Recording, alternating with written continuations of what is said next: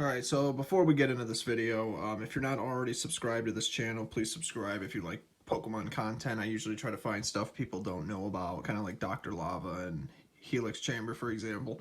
I usually like to try to find stuff a lot of people don't know about Pokemon, study and try to teach people new things. And other things too. But anyways, okay, so here's something really interesting. I uploaded this video originally in the past, but then I kind of cut the audio out by accident, so I kept some of the parts because some of the footage was still like, you could kind of get the point across another way. So I decided to re-record this. But anyways, so the title is not incorrect. There is reason to believe that if you're somebody who's been digging around the Pokemon Gen 1 prototype data, as well as, Gen 2's prototype, like the Space World 1997, here's something very interesting, actually. There's a lot of people that know that Pokemon had a lot of content that was cut, whether because of cartridge limitations or maybe they just figured they found another idea that was even better. So yeah, it doesn't surprise me in the slightest that when Satoshi Tajiri created Pokemon and the people that helped him along the way, there were a lot of ideas that they had even before they even started programming the game. So here's one of the many interesting ideas that I've actually stumbled across, and we're going to get into this, and I'm going to do the best I can to explain this. But once again, if you're somebody who's new to this channel or somebody who's never seen this stuff before, basically put it this way. When Pokemon was created, there was a lot of prototype maps, prototype data, that was later reworked into the series later on. Some Pokemon, certain designs that were done, and even before Gen 1 and 2, thankfully what we have them known as nowadays were Pokemon I just found this one out. This was actually kind of interesting. Like the back sprite of Venusaur, for example, in Gen 1 is actually its beta design compared to what it looks like in its newer version. So they kept the back sprite of Venusaur where its flower on its bulb isn't like, because like Venusaur stands on four legs. It actually it kind of looks like the flower. It's like kind of growing like on a tree, for example. Flower. It's interesting. It looks like so the back sprite of Venusaur of its very first beta design looks significantly different than what they would have you believe Venusaur really does, where it looks like it's still standing on its four legs. It's actually pretty interesting. It's a little different. So I'll have to make a video about that. But anyways, we're gonna talk about Raikou, the legendary dog from Gen 2, was reworked like 3 times. I would not be surprised in the slightest, and I've said this before many times, and this is what this video is about, that a lot of the ideas that they had before they created Pokemon, like I wouldn't be surprised that like Pokemon like Lugia, Ho-Oh, Raikou, Entei, and Suicune, and again, they've already proven this with like some trade backs in the missing no data. There's like 2 sets of Pokemon that were removed that we know of. There were the ones that were found in the back sprites from the Helix Chamber, and then there were like the actual Gen 2 Pokemon. And most of these Pokemon were actually in the 1997 Space World demo, so that's no coincidence to me at all. Not too many people really know this. So it's actually, if you look at the 1997 Space World demo, I would not be surprised that the first Gen 2 Pokemon that were still made it in the final version were actually supposed to be in Gen 1 too. So bear with me here, even though it doesn't really matter now, but could you imagine if Generation 1 had roaming legendaries? Like, how would that work? How would that change? And would the story really have changed a lot? Like, we go to Kanto, sure, but imagine if Raikou, Entei, and Suicune actually were supposed to be in, like, the Kanto region in Gen 1 instead of the Johto, It's interesting to think about. But I mean, but at the same time, like Satoshi Tajiri did state, a lot of the ideas they did have carried over into the next games, but they still did end up using those ideas at some point. So they probably were saying, okay, well, we're going to make a sequel to Gen 1, because they did. Again, Gold, Silver, and Crystal, for example. And then that's where we got to see 3 years later what the story unraveled and what it revealed. So that was pretty cool. Okay, so I'll give you another example if you don't know. Okay, so think of it like this. Okay, so if you've seen the 1997 Space World demo, again, Gen 2, there were 2 Pokemon that were cut from that game that didn't make it even into the final version, but they actually were supposed to be in Gen 1 as well. They were also known as Kotora, and then in Gen 1 there was actually called Gorotora, which is what it would evolve into. It's a saber-toothed tiger. It's electric cat. If you don't know what I'm getting at, basically you already should see what I'm getting at. Raikou is basically one of these Pokemon. It was before, anyways, and this is, and I can prove this. So, okay, so if you go to the Gen 1, okay, now here's what gets really interesting. Some of the Pokemon that they had caught, like Gorochu, which is what Raichu would evolved into. I wouldn't be surprised in the slightest that, you know, Satoshi Tajiri stated, along with Ken, I forget his last name, one of the lead designers for the Pokemon team, like, you know, like the designs, like this guy was responsible for like the illustrations and, you know, trying to approve of them. And they always stated that when Pokemon was being created, they stated many times that there were certain ideas that had to fit the scenario. Like some Pokemon, yeah, there have been some loopholes people have found in the series, but the golden rule with Pokemon was always they were trying to make it like it had to make sense. Like, where would you find a mouse Pokemon, for example? Like Pikachu. Find it in the forest. You can find mice in the forest, definitely, and you find bugs. You find, you know, and it made sense. So, or for example, you find Pikachu at the power plant, the abandoned power plant. We find Zapdos, just south of Dark Cave before you get to Lavender Town. You know, to get to the other side of it. And so that's where, you know, you find a bunch of Pokemon in there, like Magnemites, Voltorbs, Electrodes, Magnemite, Electabuzz. Yeah, Electabuzz, because it feeds on the electricity, so it's a gold mine for it being at a power plant, despite how rare that thing is to find sometimes. But, you know, you find a Pokemon in their habitats, so, you know, they're just sticking around where they gotta be. But anyways, so Pokemon has taught me something, and this is actually pretty interesting, though. So when we were looking into the series, like the people that have been playing it for over the years, we've learned that there's a lot of ideas that, you know, kind of were there from the beginning that kind of, like, they just reworked them into something else, or they delayed them into something else. So, you know, fast forward to Pokemon Gen 2 when it came out. Again, Kotora and Raitora were nowhere to be found in the game's coding.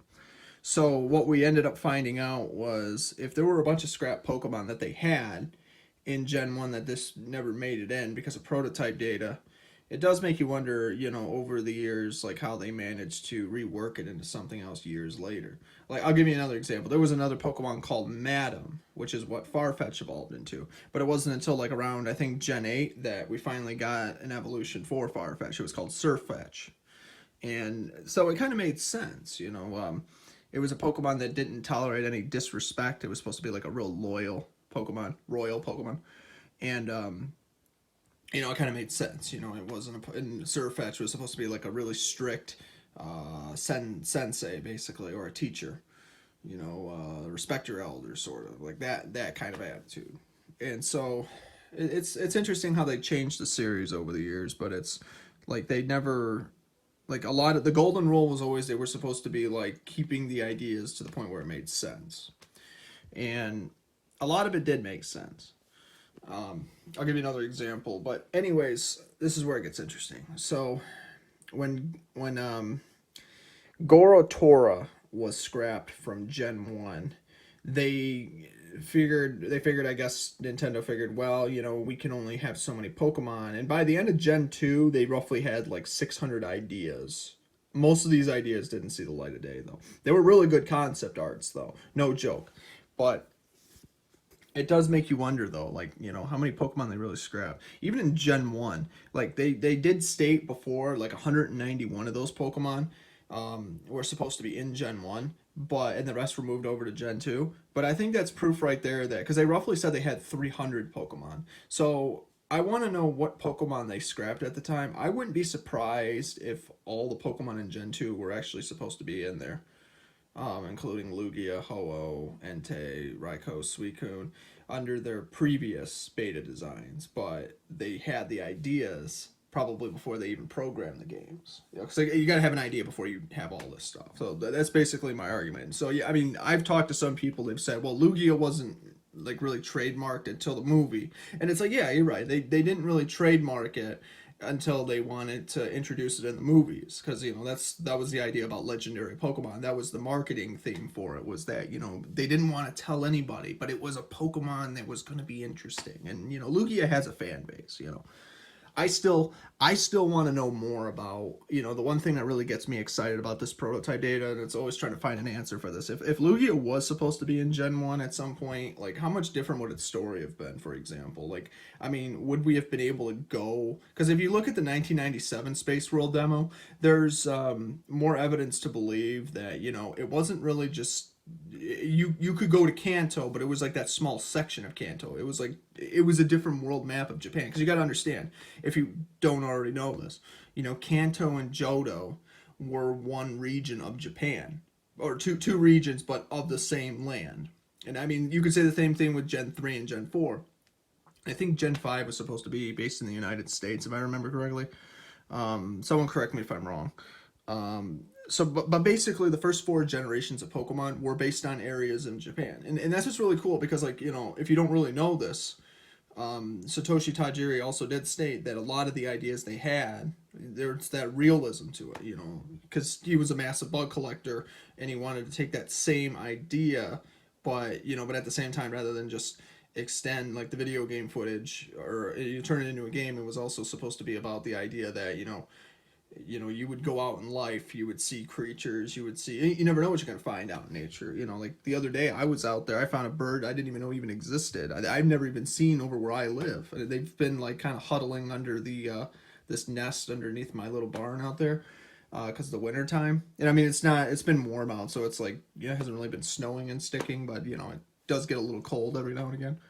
But it's interesting though, like, you know, like I'm sitting here thinking like, wow, man, I didn't even know those even birds, that you could even find those in Michigan, or, you know, it's just crazy. You know, you never know where you just never know what you're gonna find. And I can totally see why Satoshi Tajiri like really was that confident. Like he wanted to, you know, just go right ahead and make a game series about it. You know, not only did he succeed at it, but it just, you know, tons of people, man, they just, you know, no matter how many times you play Pokemon, there's a reason why a lot of people still love it. I mean, not just the nostalgia alone, but it's like the ideas work, you know. There's customizations everywhere, there's items everywhere, you know, you never know what you're gonna find. And I mean, you could put some serious hours into the series, you know, even after you beat the games. And you know, and then there's ROM hacks people make of it. Like it's just nuts, man. Like just the fact that people love the series and what they're able to do with it. Like I can't even keep up with it half the time. And I like think I'm a very optimistic person. Like I'm here trying to make videos about stuff that most people don't even know about. And then it's like you think you found everything, and then all of a sudden you're not even, you just like open one, you're like, oh, I forgot about this one door. You open it up and there's like 100 more things you didn't even know about it. It's crazy. But it's like, man, Pokemon's got a lot of lost history. I hope more of this stuff resurfaces. I wouldn't be surprised if Game Freak has it stored away in their servers, and someone eventually just leaks it.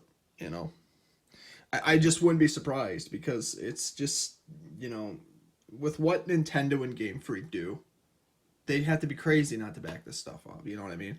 Like, I'm sure even Satoshi Tajiri right now probably has documents and documentations of tons of ideas they've had over the years. You know, just a database they store away, you know, for business acquaintance and all that.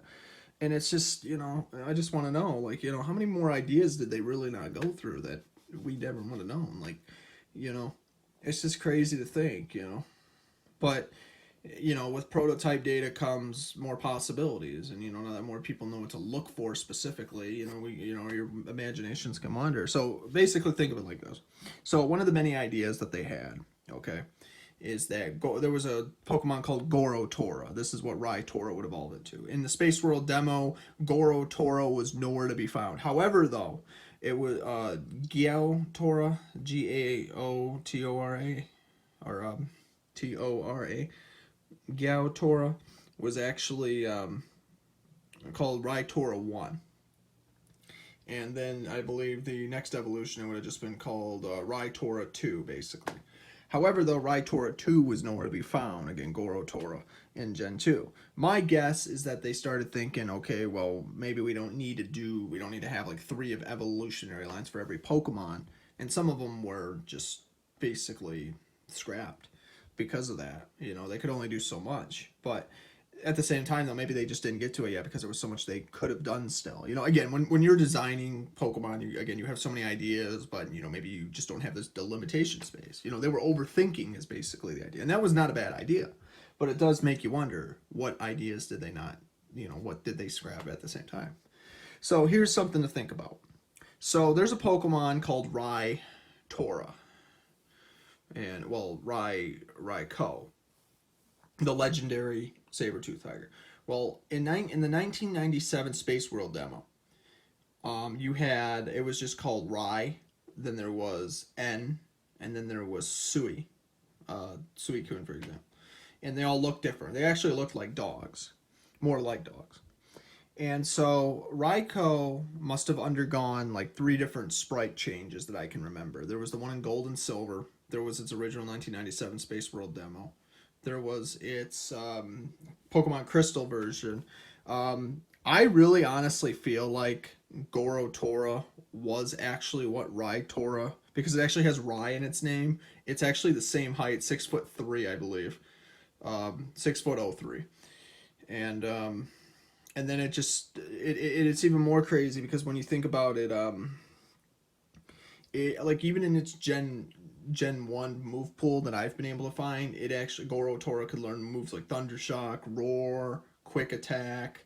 I don't know if it learned like Spark or whatever Gen 1. Because there's a lot of moves in Gen 1 that were supposed to be in there, like Powdered Snow, Mud Slap, and there's a ton of other ideas. So again, they had these ideas before Gen 2, but then they decided to carry them over. And again, this makes sense. Pokemon Gen 1 had its own sequel, and then, or it was its own game, and then it had a sequel 3 years later. You know, even though we played as a different character, but most of the content was there, though. You know, so it made sense. Let's see what else. So Pokemon like Gorotora became Raikou because the history behind it just fit in. They probably liked the concept. So it makes me wonder if Raikou is actually supposed to be a legendary Pokemon, which it is. It doesn't breed. It doesn't, you know, it's a genderless Pokemon from what we understand. Even if you attempt it with a Ditto, it would not lay an egg. Unless you hacked it, then it would hatch an egg.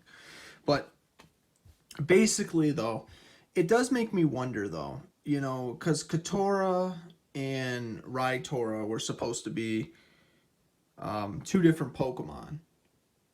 But this is where the contradiction kind of becomes, like, this is where it kind of gets a little confusing.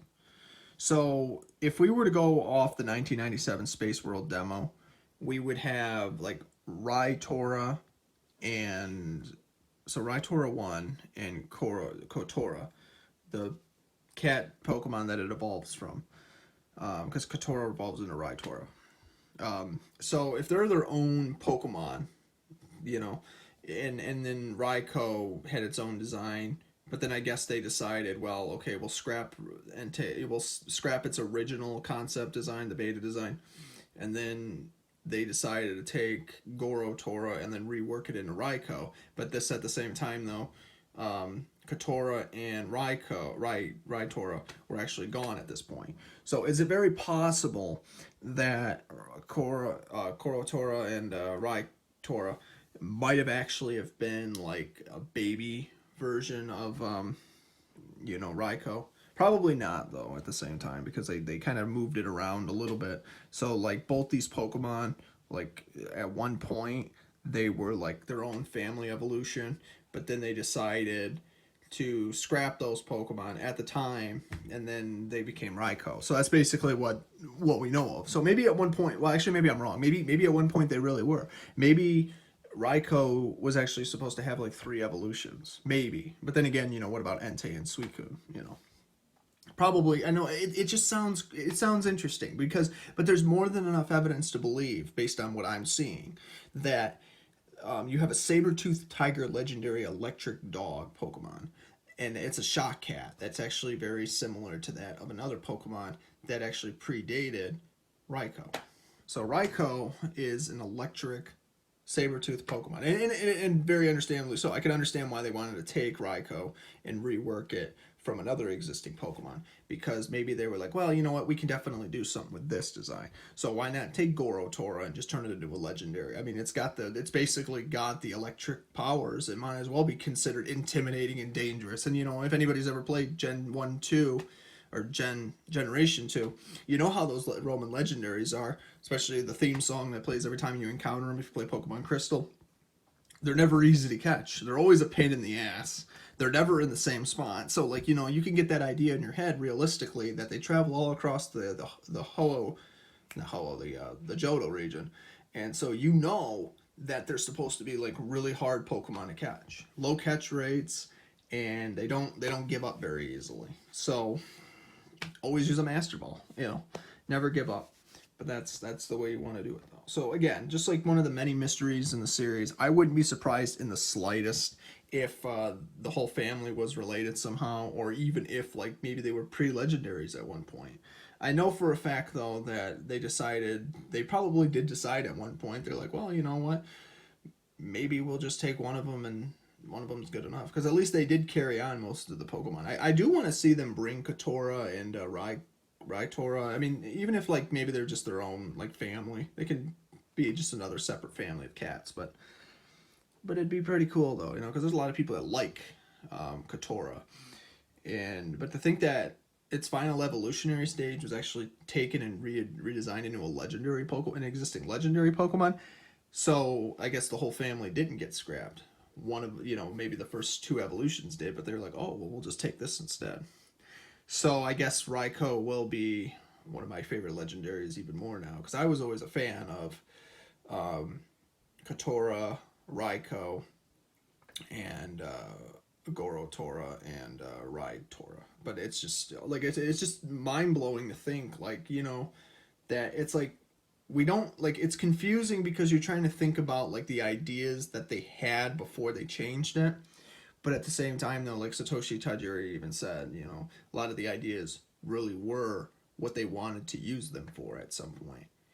And so it made sense because they voted on a lot of ideas. Depicted, like, for example, it's like depicted in the Japanese manga or Japanese comic book, Satoshi Tajiri, the man who created Pokemon. And so you got him like animated, and he's sitting there smiling. He's like throwing a Pokeball in the air and everything. I think he's out in like the middle of the forest somewhere. But it's like, you know, you basically can see like they basically talked about how, you know, they voted on a bunch of stuff, a lot of ideas they had, and at one point they scrapped a lot of stuff because of cartridge limitations, but they voted on the ones they liked. So most of the Pokemon that they did end up using were basically favorites of the series. And I mean, again, I give them props. I really do. Like, there's just, like, even me, like, I'm still trying to figure out stuff, like, from, like, 20, 30 years ago almost. And it's just, like, nuts, man. Like, you know, it's like, wow, man, Satoshi Tajiri, like, I wonder if he still remembers, like, those, like, way back in the day, like, how they did all this. Like, a lot of the stuff they might have, maybe even some of the stuff they might have lost over time. A lot of ideas that they had and they changed, and other people picked up influence. Like, you know, like I'll give you this example too. I'm gonna leave this on another note. I've always been a Yu-Gi-Oh fan. You know, King of Games, the same one that's made by Konami and all that. Konami, or published by Konami. But here's something to really think about though. When Pokemon first came out, the idea for Pokemon was called Capsule Monsters. If you actually watch Yu-Gi-Oh, there is actually a saga called Yu-Gi-Oh! Capsule Monsters. Think about that for a second. And it came out just right around the same time as Pokemon. So once they found out that idea took off, and then they changed it, Yu-Gi-Oh! Stepped in and took it.